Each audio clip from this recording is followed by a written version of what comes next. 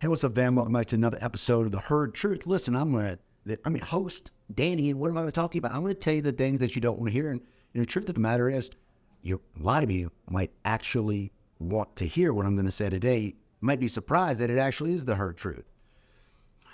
Whenever people start having conversations about they want to get in better shape, they want to change the way that their body looks, and they ultimately want to start leading a healthier, better lifestyle, they believe that the only way to do that is to do a complete 180 from the sedentary, unhealthy life that they're leading. The problem is, in doing this for 16 years, what I have learned is that more oftentimes than not, it doesn't work. Matter of fact, it's probably the quickest path to failure. Because what comes out of this experience is misery. Misery. Now, I know at the herd, our motto is you got to run right at the storm. I know that it is head down, horns up. And that would lead a lot of people to believe that we're going to tell you to do some crazy shit. We're going to tell you to go work out 2 times a day, train in the rain, friggin' don't eat, fast for weeks, months. I'm not going to tell you that. I'm not going to tell you that because if you were going to do that, you'd already be doing it. If you had that type of mentality around fitness, you'd already be doing it.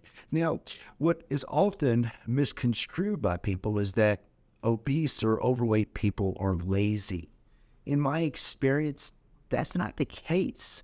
What we see is a fear of failure is actually the largest driving force of keeping people to remain stationary, remain stagnant, stuck.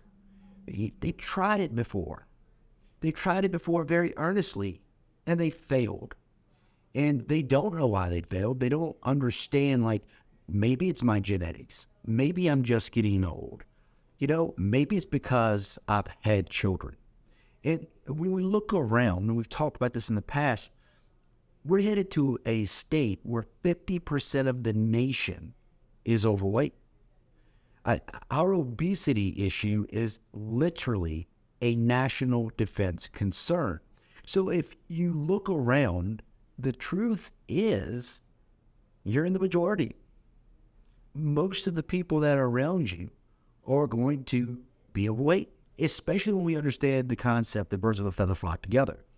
So if you lead a very, very unhealthy lifestyle, if you tend to overeat, if you tend to sleep in, if you tend to smoke, if you tend to drink, well, the truth is then your circle tends to do the same thing.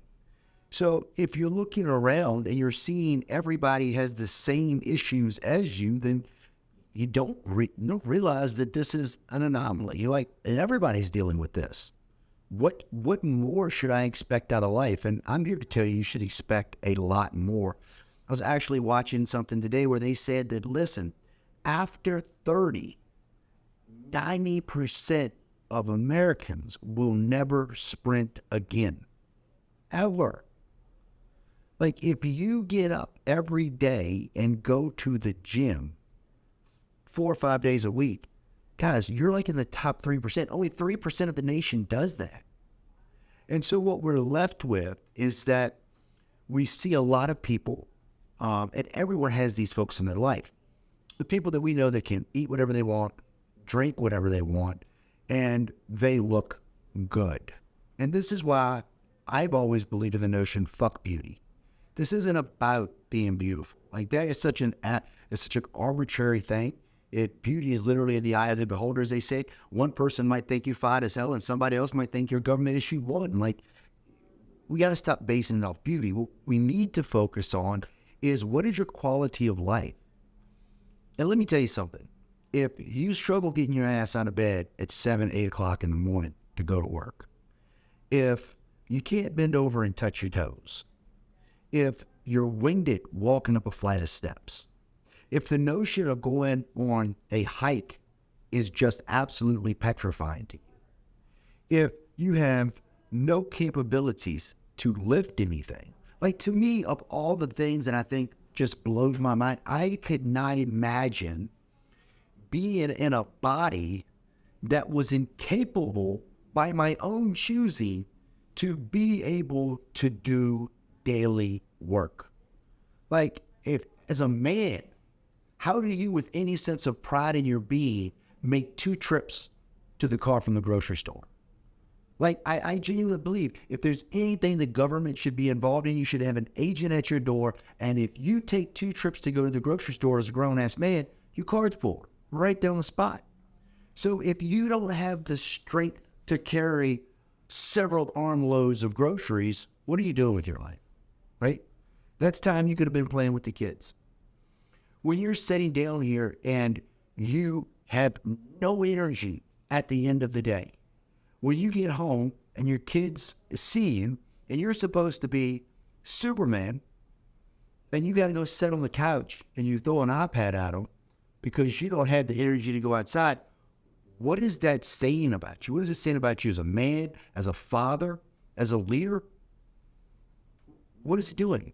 If you're a female and you're sitting down here, and whether you're a stay-at-home mom or a busy professional mom, and you come home and your man is too tired to get off the couch, I know you're pissed because you're like, I'm doing the same thing every day.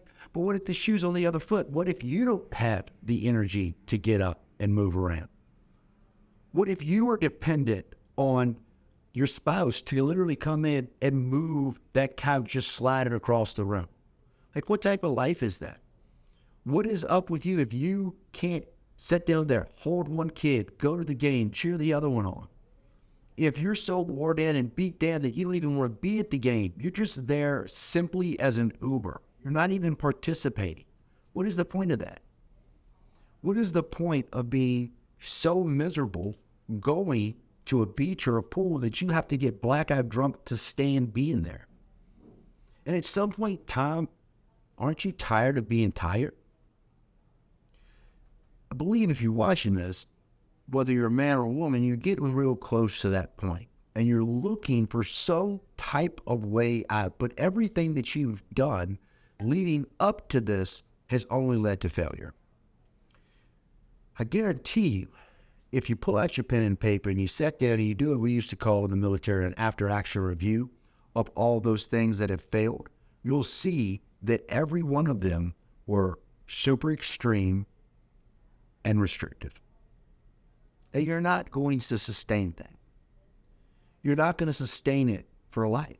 And my argument is, if you can't sustain this plan, this program that you're going to be doing for the rest of your life, then why the hell are we doing it for 6 weeks, 8 weeks, 90 days? What is the purpose? What benefit do you get out of it? What benefit is it to get in shape only to get back out of shape? That's like the definition of insanity. I mean, you bust your ass, you're super restrictive, and the time's the only thing you get back. So for 12 weeks, you hate your life. You literally hate your life. And you become this obsessed person to where your friends eventually, I don't even know who the hell you are anymore, right?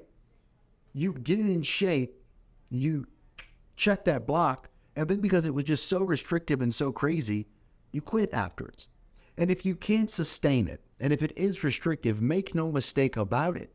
When you stop doing everything that you were doing, you are going to put weight back on. And so it comes out of that. Misery, contempt, disappointment. If you believe that I can get to a set space and then just coast, well, honestly, have you looked at anything else in life? It's just not the way it works, and nothing. The point of getting in shape is to stay in shape. So I would much rather see you slowly, gradually, in a sustainable practice and program, get to where you want to go and hold it for the rest of your life. It's far more beneficial, and it's way more reflex to take a year to get down that 20, 30 pounds and stay in shape for the rest of your life than it is to be the fastest person to the 20, 30 pound mark, and then 6 months later you're 40 pounds heavier. Like, you completely, clearly didn't understand the assignment. I want you to think about it like this. an absolute manimal badass said it best, Pat McNamara. He said, we call it fitness, not brokenness. Fitness, not brokenness. If you leave the gym and a giant cocaine-infused bear pops out the corner to attack you, and you are too tired, too sore to put on your go fasters and left, right your ass on out of the AO, then you failed the assignment. You failed the assignment. Your workout should invigorate you. Your workout should give you energy. Your workout should be the thing that gets you through the rest of the day if you're working out first thing in the morning. Am I telling you to never work out hard? Of course I'm not. There's always time. This machine, this body that we have, it was designed to be tempered under stress. This is why so many people are unhappy. They do not face stress. You got to put your body to stress. That's how it grows. And make no mistake, you're either getting better or you're getting worse. There is no stay in the same. Stay in the same is death. So what we need to look at is, how do I put together a plan that I can do? Be honest, be reasonable with yourself. Before we talk about how to get there, let me paint a very real example of a time where I saw this happen. When I was in the fire academy, before we started Soldier Fit, what I saw happen was a lot of these men and women that showed up to the fire academy, they weren't in shape. They did not take it seriously. Again, for me, I believe that part of this comes from that people, they don't believe they can get in shape. They don't believe it's something that's capable for them. Otherwise, why would you show up to a job that's taking you 2 years to get not already in shape? And since there was a preponderance of the group was not in shape, then I have to just draw the conclusion that the vast majority didn't believe that it was a thing for them capable of doing. In the 6 months in the academy, where they had a very regimented schedule, where every morning we did PT. And because you had to pack your own lunch, for the most part, people had relatively healthy meals. So when we see that they led 6 months of more activity, full of health, and we see them make major improvements, well, what did we throw out the window there? We threw out the window genetics. We threw out the window old age. We threw out the window inability to see changes. What we saw was that we were in an area where it was extremely regimented and everything was set up in their favor. What's more important than in their favor is they actually didn't have a choice in it at all. So they had to do it, which again proves that you have the capability to do it. This isn't a matter of, and when I say they had to do it, the instructors weren't coming along force-feeding healthy food into their mouth. The instructors weren't force-feeding water into their mouth. Like, they were in an environment where the time frame allowed them to do that. Now, by allowed, I mean they really didn't have a choice. If you're working all day in the sweltering heat in full battle rider on firefighter fallout gear, you're sweating your ass off, you got to drink water. So we know that you have the capability to do these things, and we have proof that these things work. But afterwards, they completely fell off. Now, what does this tell us? This tells us that, one, when they used physical fitness as punishment, there was a negative correlation that was drawn between working out and punishment.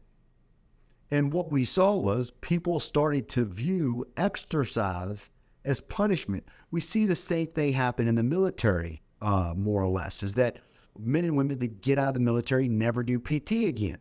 Why? Because a lot of the corrective actions that we used in the military was, if you messed up, we smoked you. And so we're generating this negative idea about working out. This isn't something that we get to do because we're blessed. It's something that we're doing because we made a mistake or we screwed up. And it's already difficult, right? It's already exhausting. It already makes you sweat. It already leads to muscle soreness. I don't need to throw an extra layer of negativity on top of it. And so with this mindset that physical fitness is negative and I don't want to do it, and when I get released from this super restrictive setting where I can make poor choices and I can make the decision not to fuel my body in a good way, what happens? We completely fall apart. And when we do both of those things at the exact same time, what we see is a complete degeneration of the body. And so within 6 months after leaving the fire academy, we see that these men and women have gained all the weight back they lost, and in some cases, much, much more. And this isn't a matter of do we know better. We know for a fact that the number one killer of firefighters are not fires, it's actually heart attacks. This is coming from a lifetime of responding to extremely stressful situations, poor sleep for decades, waking up to a loud alarm. The list goes on and on. So these men and women understand the risk of not being healthy, but yet they still make the conscious decision to do the wrong thing. Again, where does this come from? Why is it happening? Way too much negativity associated with the gift of being able to work out, because that's what it is. It's a blessing. Look at any person that's confined to a wheelchair, and I 100% guarantee you they would trade places with a little bit of DOMS, and a little delayed onset muscle soreness from you any day of the week. So it's an absolute blessing to be able to do it. And then we have went way too hard, way too restrictive out the gate to the point that it was just misery. And here's what I 100% promise you. If it is miserable, if you cannot enjoy the process, then you will not sustain it. You will never sustain it, because willpower only goes so long and so far. So if you're sitting here and you're looking for the goal of changing the way that your body looks, and if you want to focus on the mindset of, I want to get healthier, I want to show up as the best possible version of me, then what I want you to do is sit back and have a very, very, very honest conversation with yourself. And here is my recommendation. Number one, you're going to commit to 3 to 4 workouts a day. A week. I know, I scared you for a second. 3 to 4 workouts per week. There is absolutely zero reason that you cannot show up for 4% of your week. 3 to 4 workouts a week. On the other days, I just want you to move. Just focus on getting up, walking, being more active. If you're in a sports, pick up that sport, play that sport. Whatever it is, make sure it's fun. When you first roll out the gate and you're doing this programming, if you don't have a trainer or somebody to help you with this and you're trying to go it alone, don't recommend that, but I still will give you some guidance on it. Don't try to kill yourself those first couple weeks. Slowly and gradually increase the intensity.